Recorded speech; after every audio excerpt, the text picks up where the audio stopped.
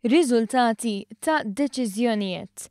Hekk il-Prim Ministru Joseph Muscat iddeskriva r-rating A lill-ekonomija mill-Aġenzija Fitch u l-proġett tal-Università Amerikana f'Malta waqt intervent telefoniku fuq One Radio. Deċiżjonijiet mhux biss toħodhom, imma deċiżjonijiet rridu jkunu deċiżjonijiet tajbin li tgħid isma' jien lest li nieħu deċiżjoni anke jekk ikun hemm il-kritika għax inkun konvint minnha. Il-Prim Ministru fisser kif is-suġġerimenti u l-idejat tal-pubbliku huma importanti għal dan il-Gvern, idejat li waslu biex jitranġaw l-affarijiet u jinħass l-effett fuq l-ekonomija tal-pajjiż.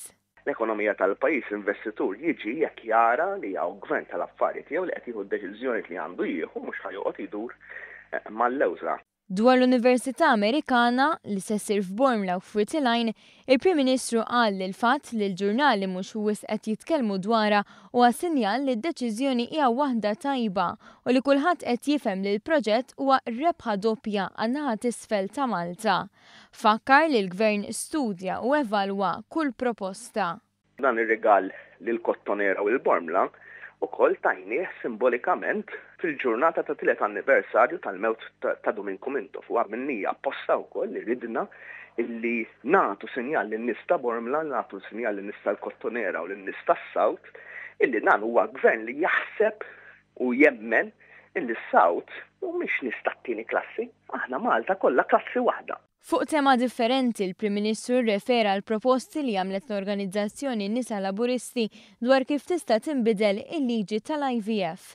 Hawnhekk ukoll li rimarka d-differenza bejn il-Gvern u l-Oppożizzjoni.